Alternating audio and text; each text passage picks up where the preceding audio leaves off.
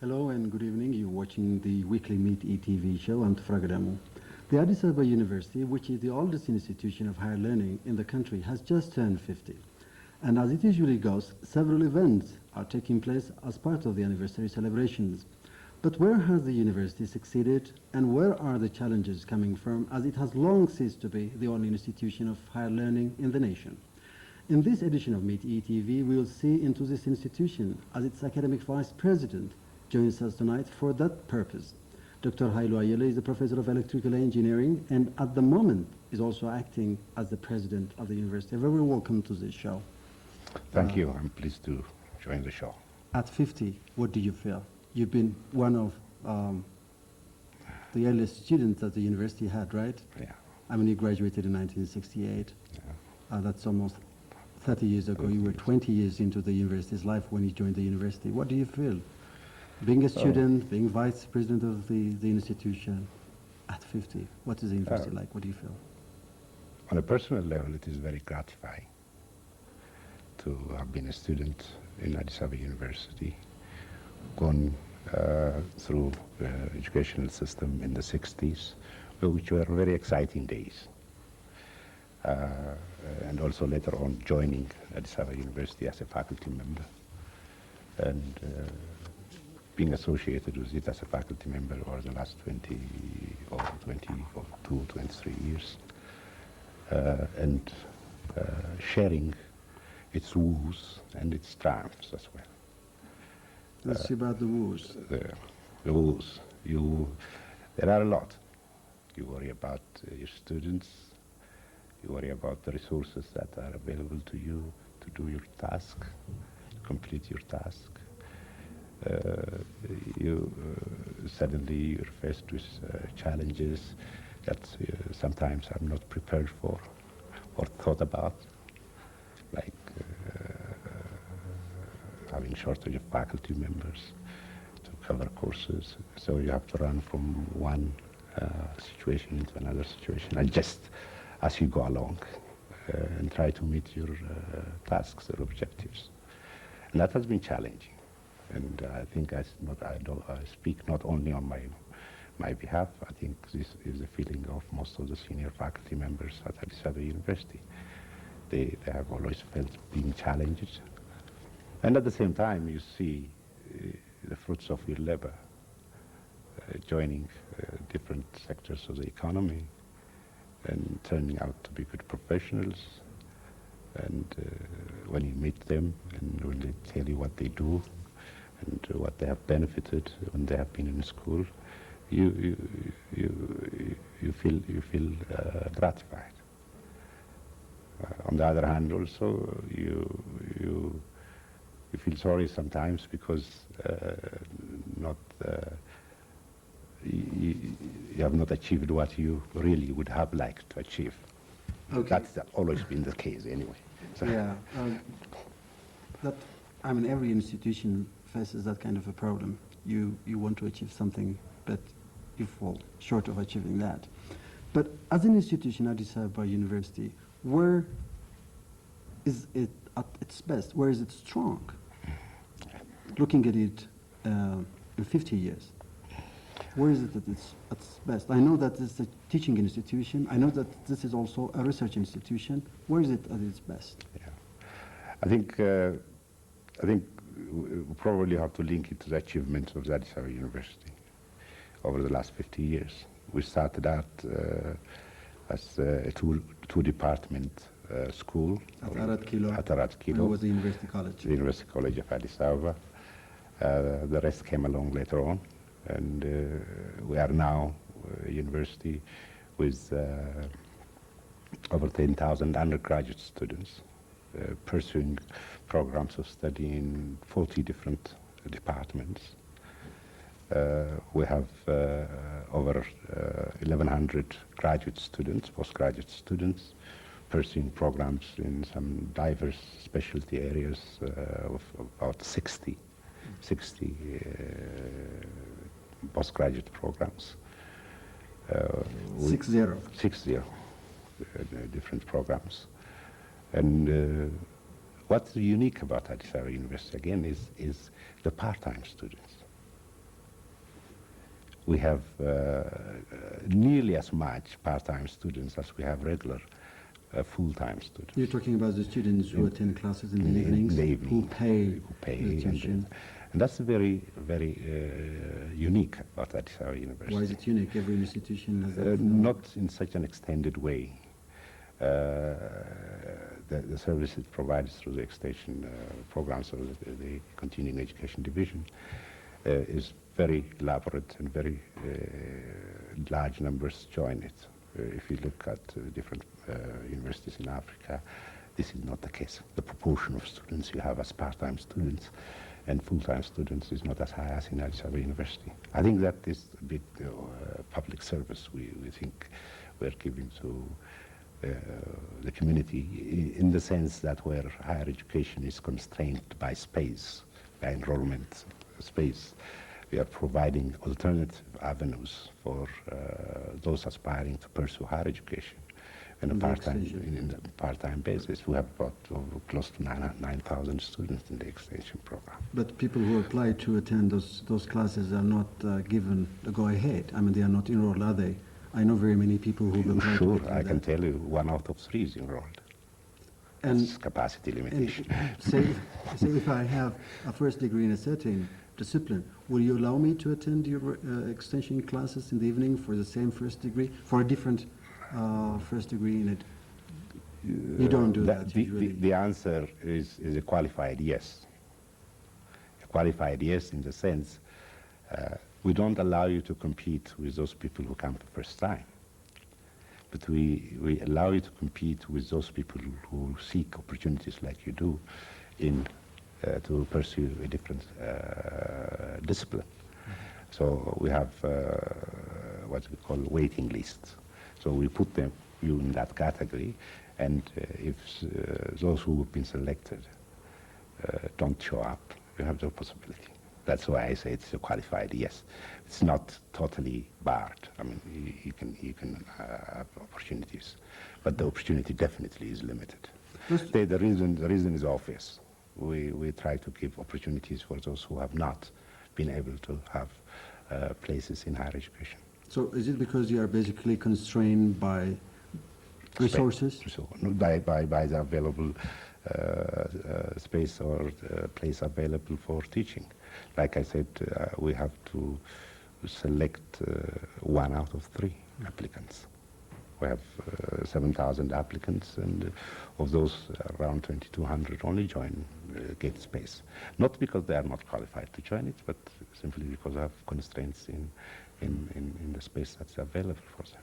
Let's talk about the students. Who qualifies? There is the Ethiopian Schools Living Certificate examination. I'm talking about first-time applicants.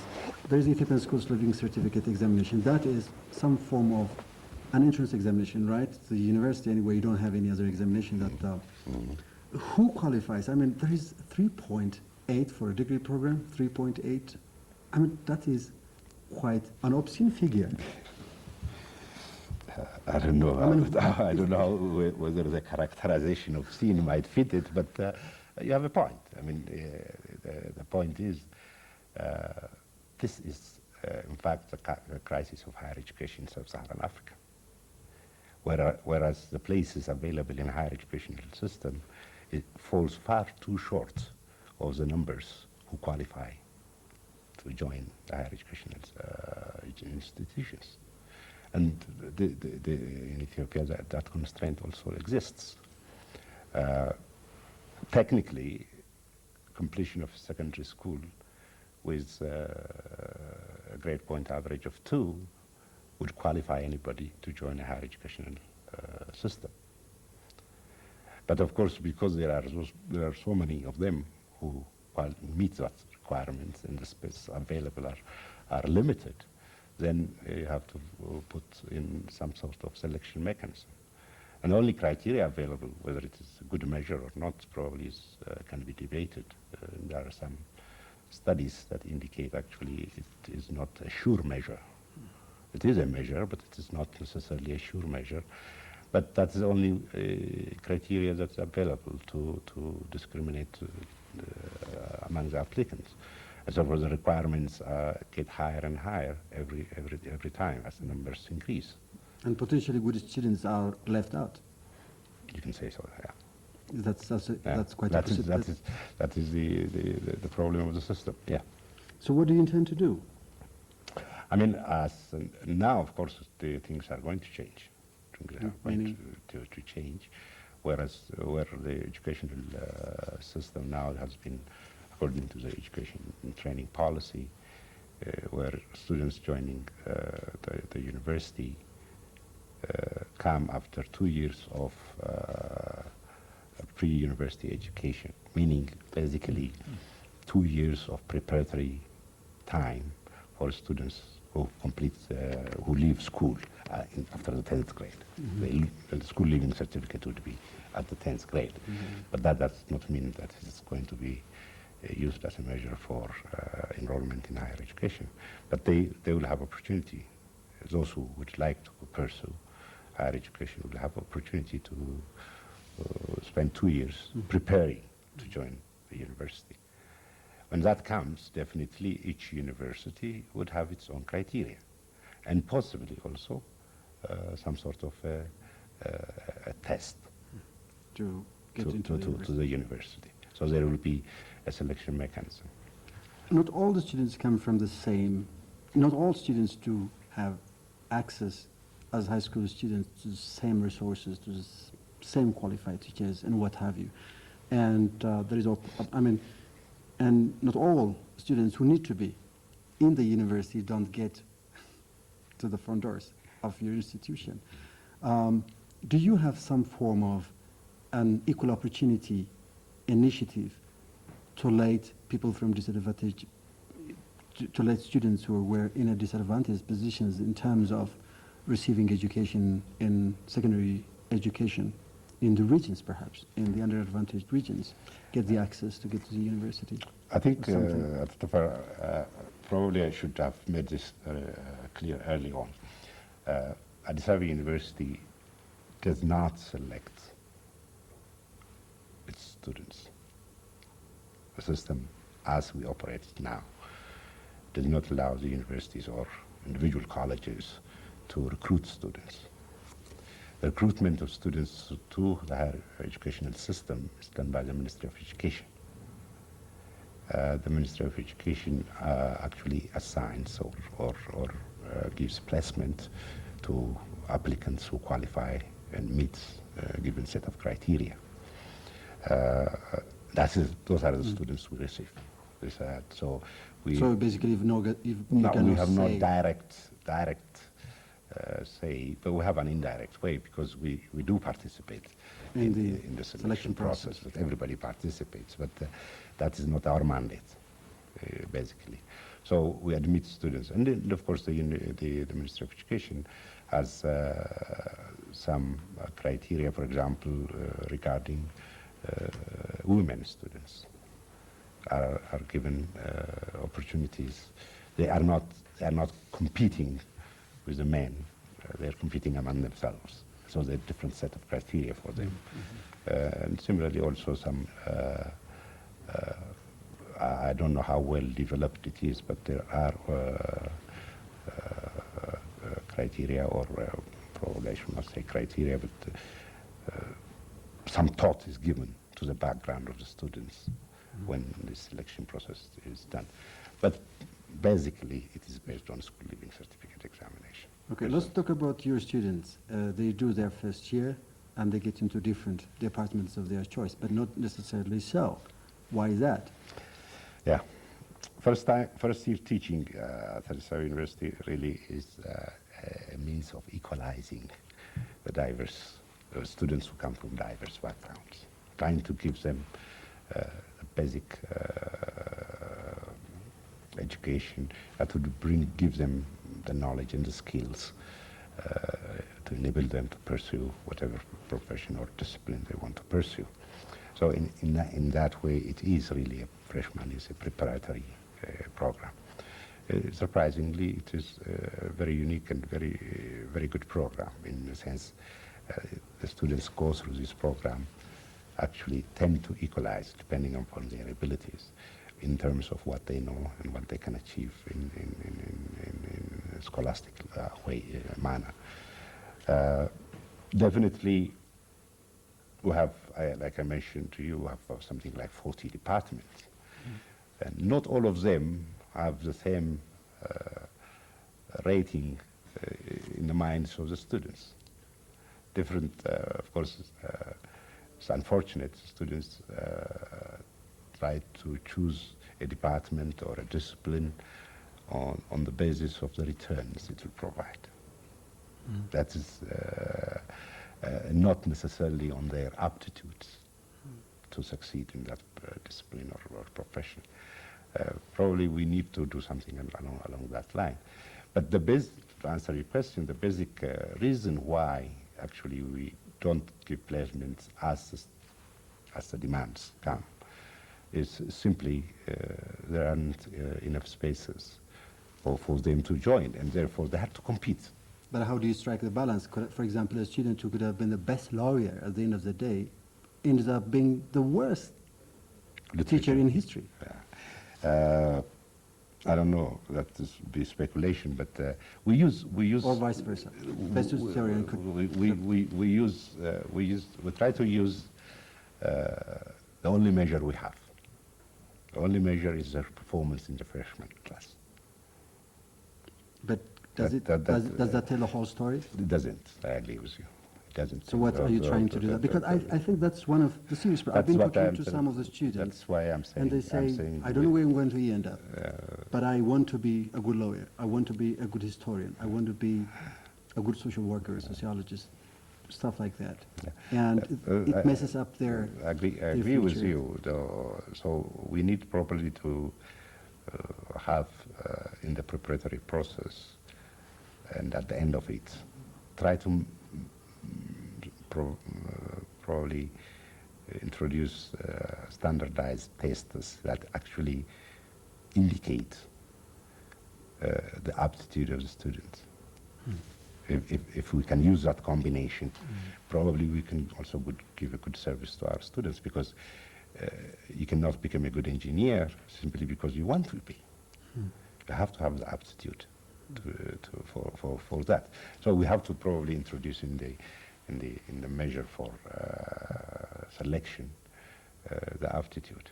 And it's of course a tricky business to get a standardized test and then it's always subjective, right? Not subjective, in a way it were objective. It depends on their first year performance, and those are numbers. So we always come back to figures. So that's the only objective measure we have. Are you proud of your students, the 10,000 plus students that you have currently at the university? Are you proud of them? I can tell you the following. I have seen students in other universities. I've heard some of our foreign compatriots, foreign faculty members remark on the nature and character of our students. One thing I can tell you is that Ethiopian students are diligent. Meaning they are hardworking. They are very hardworking. Whether that hard work is focused is another issue. Focused for achievement that is desirable is another issue. But they are diligent, definitely. Secondly, you consider the background of the students you mentioned earlier, diverse backgrounds with ill-equipped high schools. They come from ill-equipped high schools. And perform, they have to make up, basically, during the university careers, try to make up for those some handicaps.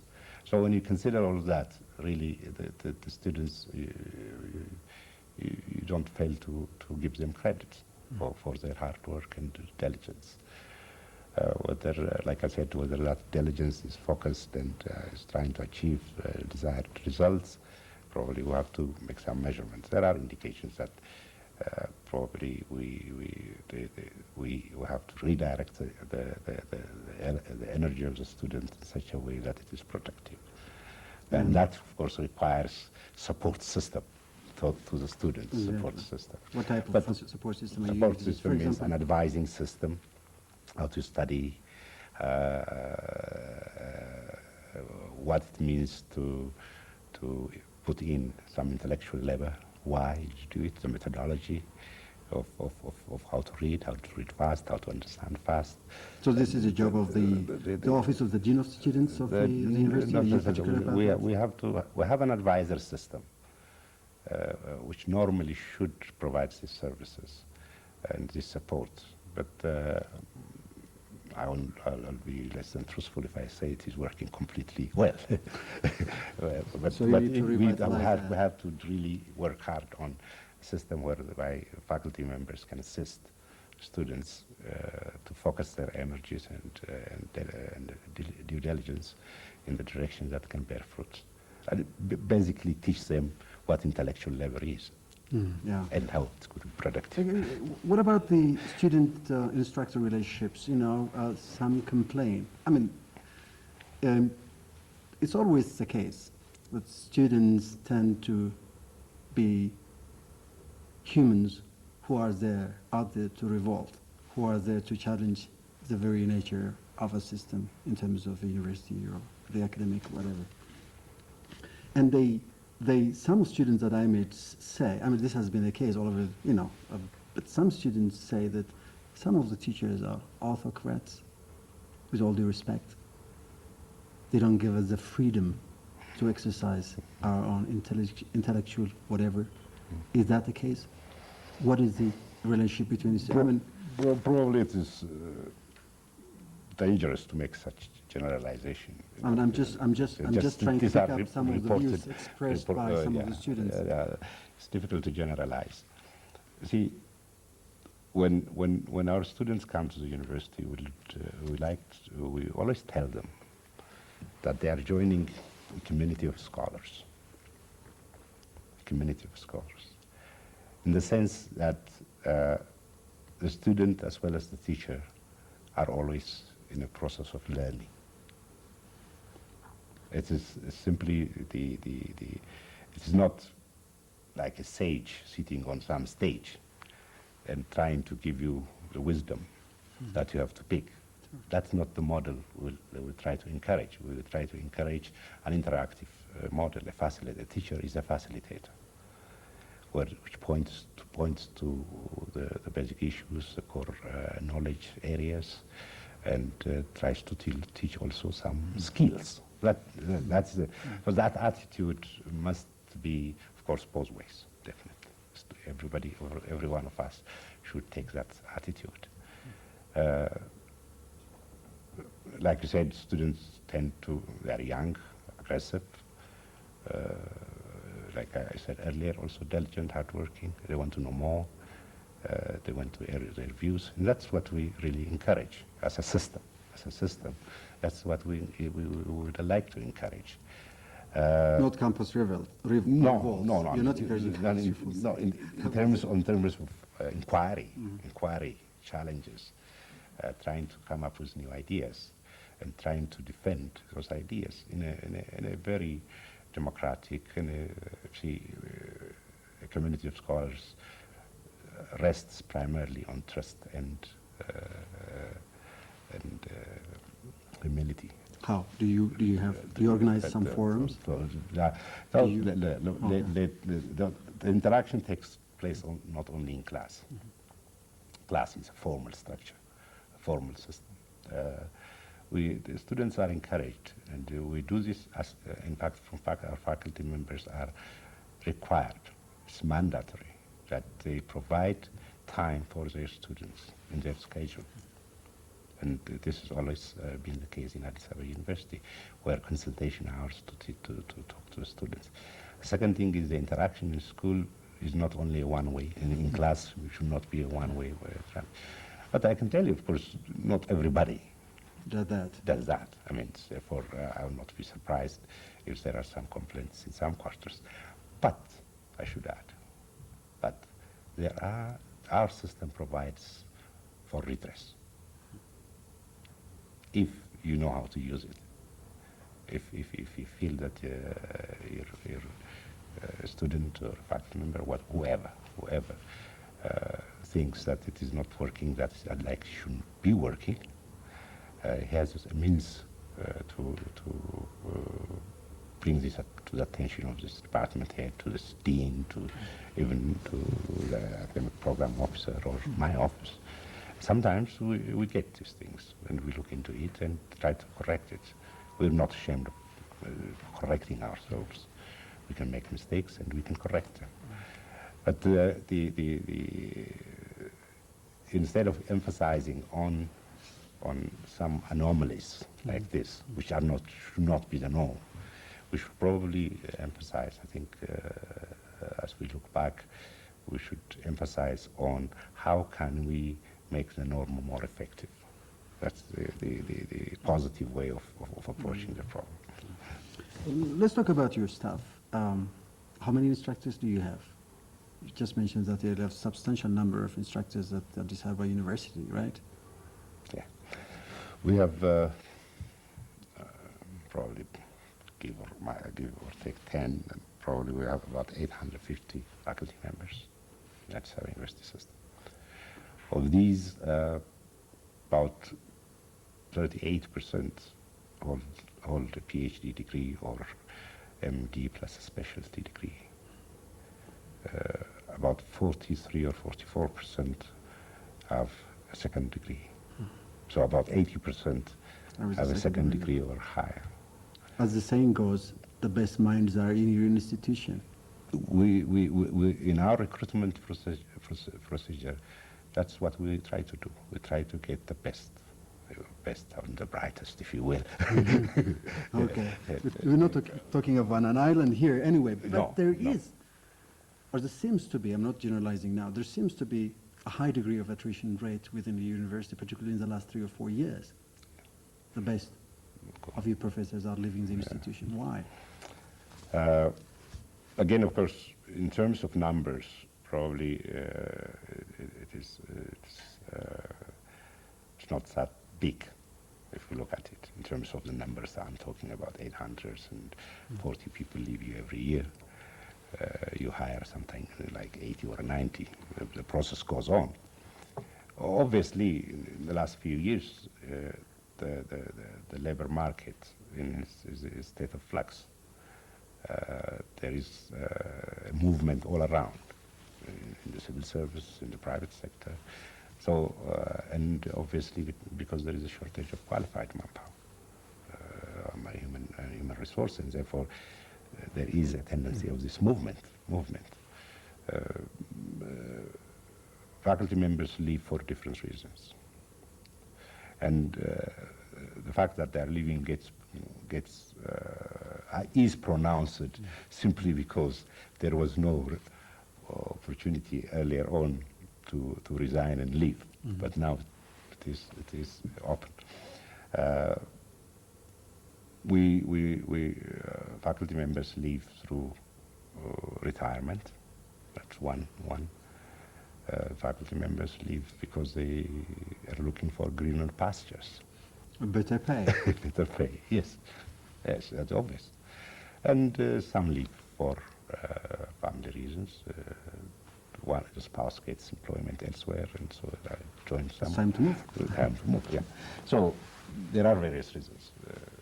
Last year, for example, we had, for different reasons, we had about 45 faculty members who left. And at the same time, we had employed more than 90. So this process will continue until the labor market gets into some sort of equilibrium, which we hope it will. Of course, the pay in higher educational system is not the best of all, anywhere in the world. But of course, we have to be able, in a way, using different means, to retain our faculty members, because that way we create stability in the system, so that we have continuity in our work, both teaching and research. We would like to do that. But where is the problem? I mean, wouldn't you? I mean, what I'm talking about is there was this talk going on in town that this new college. I'm not keep putting these two institutions on the same plane, but this new college called the Unity College took a good many of your staff, and for a better pay, and people.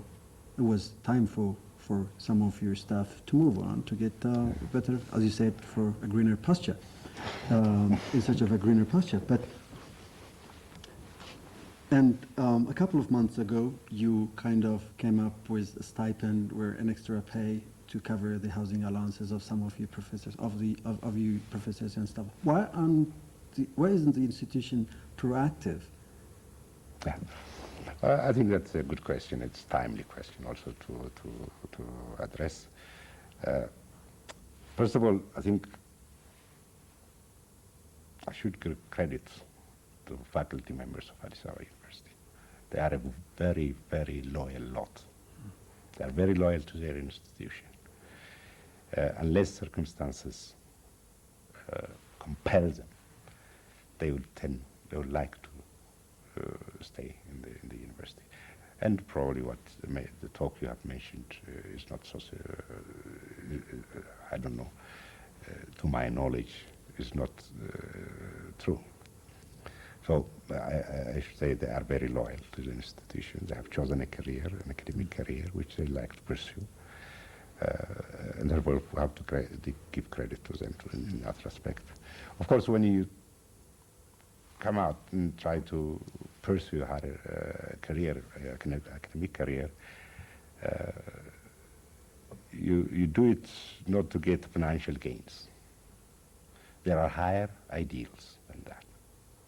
But of course, the realization of those higher ideals should be supported by a means of livelihood, commensurate with your standards of education and skills and professional work. It's ridiculous, because if a professor gets 2,400 birr, and the student that he's trained grabs twice as much, and sometimes 3 times as much, it's absolutely ridiculous.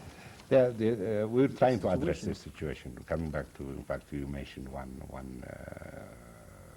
of the elements of the incentive package we have put in place. We would not like to respond to quirks and quips in our system. We try to work very methodically. In the sense, we've tried to look at the pay structure, the incentive systems we provide our faculty members, and we had made a study of the labor market, study of our own capacities to provide such a pay, and we have made a proposal that we feel is commensurate with the engagement of, commensurate to the qualification of and experience of the faculty members. One of the elements is already implemented. That's the one you get the housing support allowance. That's one. And others will come along, hopefully. And we're working at it. Hopefully it will come along. But definitely I can tell you, we cannot compete with the private sector, definitely not. And nowhere in the world would the higher educational system compete with the private sector.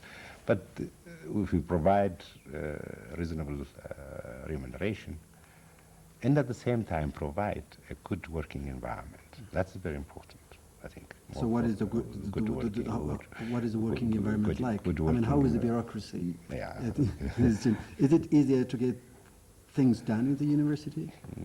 Because one of the things it's no worse or better than any bureaucratic system, which operates with a set of rules, and academics tend to rebel against rules because they always look at their goodwill, and should be, they we like to be taken in good faith that we do things.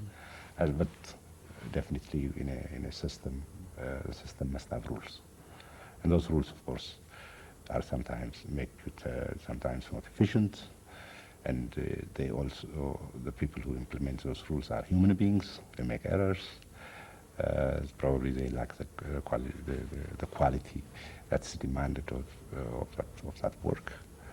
And sometimes they lack also good will. So, like any bureaucratic system, there are ups and downs. But by and large, we're trying to address this by decentralizing it. Where we are, by any measure, a large system, a large university, and we try to give devolve power and authority to faculty level so that things get done closer to the unit that is requires the services. And this is in process now, and our experience has been very good. Especially, we started this with the faculties that are outside the city-scale campus, like the medical faculty, science faculty, or the technology faculty, or business and economic faculty. These are campuses outside the main campus, and they have their own financial administration and system set up. So that any department or members of department who require services of the administration have it closer at hand. That's one way of addressing it. And of course, decentralization also requires that there is a good monitoring system. So we are developing a management information system that can work under decentralized system. The other things are providing technology to our faculty members and students. That's an environment which is very critical because current economy, the global economy, is not much much based on physical capital. It is on knowledge capital, and therefore we have to provide opportunities or systems that can make our faculty members and students acquire knowledge very easily through an information system that we put in place, and that is underway at Tefera University. I'm happy to report of that because we are building a huge network, a huge computer network that uses optical fibers. It is state of the art. Optical fibers linking campuses and wiring every building, every building.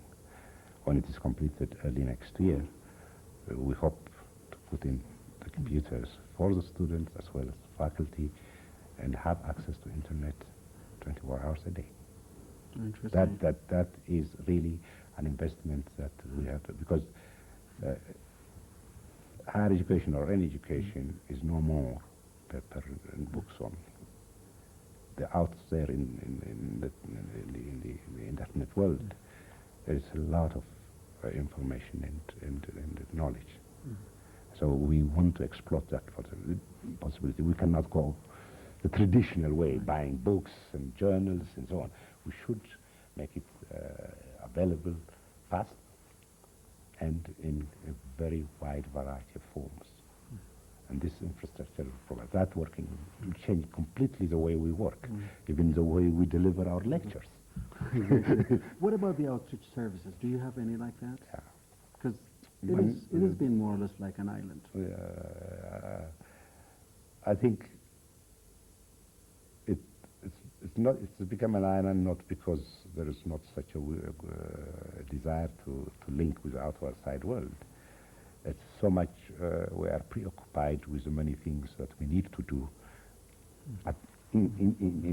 in-house. That has been the major hindrance. But you're right, we have to have linkages. So the research outputs of Tefera University, for example, should see the light of day. They have to, the public should know and use them. And so we need to do more on that. The second thing is we have to go out and seek opportunities for our faculty members also to work, because we believe it's not because it brings financial benefits, but it also enriches the curricula. Going out and seeing the business world, how it works, what are the issues in hand in terms of organization, in terms of physical infrastructure, in terms of social problems, and so on and so forth. If you are engaged in some work, that comes to the classroom. That's right. And so we have, but we need to do more. In fact, looking forward to establishing, in fact, an office that really caters for this, in the future. We are some faculties have gone far in planning such linkages with industry, with the other sectors of the economy. Well, thank you very much for coming here to discuss the institution that you're leading at Addis Ababa University. Thank you very much indeed, Dr. Hailu. Thank you. It was a pleasure. Thank you.